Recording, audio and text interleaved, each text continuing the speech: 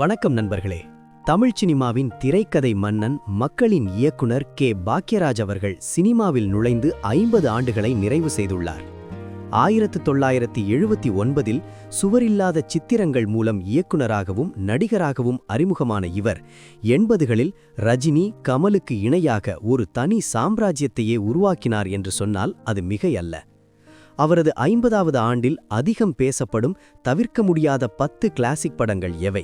அந்த படங்கள் ஏன் இன்றும் கொண்டாடப்படுகின்றன என்பதை பற்றித்தான் இந்த வீடியோவில் விரிவாக பார்க்க போகிறோம்.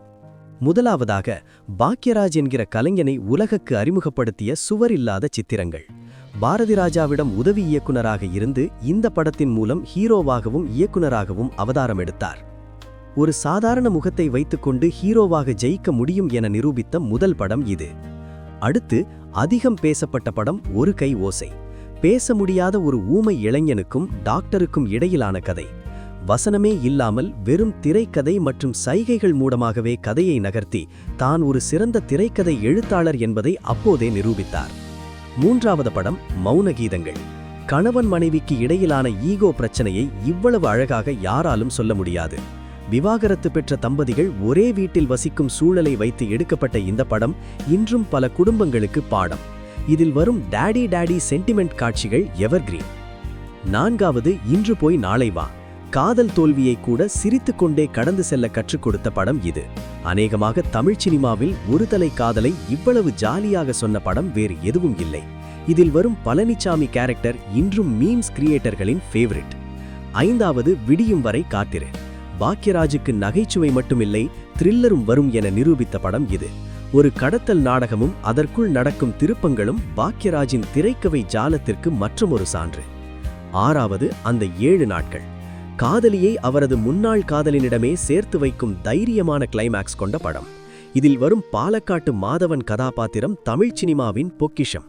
என் காதலி எனக்கு கிடைக்கலங்கிறது வருத்தந்தான், ஆனா இன்னொருத்த மனைவி எனக்கு கிடைக்கலங்கிறதுல சந்தோஷம் என்று அவர் பேசும் அந்த ஒரு டயலாக் போதும் பாக்யராஜின் எழுத்து வலிமையை சொல்ல. ஏழாவது, தூரல் நின்னு போச்சு.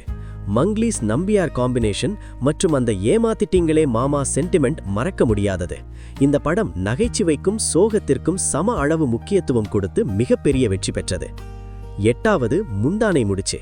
பாக்யராஜின் கேரியரில் மிகப்பெரிய வசூல் சாதனை செய்த படம் இது. எம்ஜிஆரே வியந்து பாராட்டிய திரைக்கதை. முருங்கைக்காய் சென்டிமெண்ட் முதல் டீச்சர் வாத்தியார் காதல் வரை பட்டி தொட்டி எல்லாம் ஹிட் அடித்தது.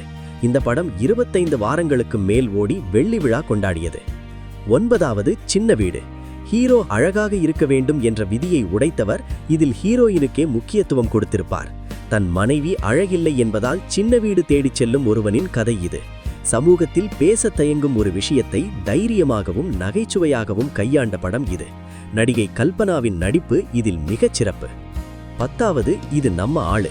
ஜாதி மறுப்பு திருமணத்தை மையமாக வைத்து தந்தை பாலச்சந்தருக்கும் மகனுக்கும் இடையே நடக்கும் போராட்டத்தை காமெடியாக சொன்ன படம் இது. சமூக சீர்நிறுத்தத்தை இவ்வளவு லைட்டாக சொன்ன விதம் பாக்யராஜ் ஸ்பெஷல். இந்த 10 படங்கள் மட்டுமல்ல, டார்லிங் டார்லிங் டார்லிங், தாவணி கனவுகள் என இவரது ஹிட் லிஸ்ட் நீளும். பார்த்திபன், பாண்டியராஜன், லிவிங்ஸ்டன் என பல இயக்குனர்களை உருவாக்கிய பெருமையும் இவரையே சாரும். 50 ஆண்டுகளை கடந்தும் திரைக்கலை எழுதும் வித்தையில் இன்றும் இவர்தான் வாத்தியார். இந்த 10 படங்களில் உங்களுக்கு பிடித்த படம் இது என்பதை கமெண்ட்ல சொல்லுங்க. நன்றி.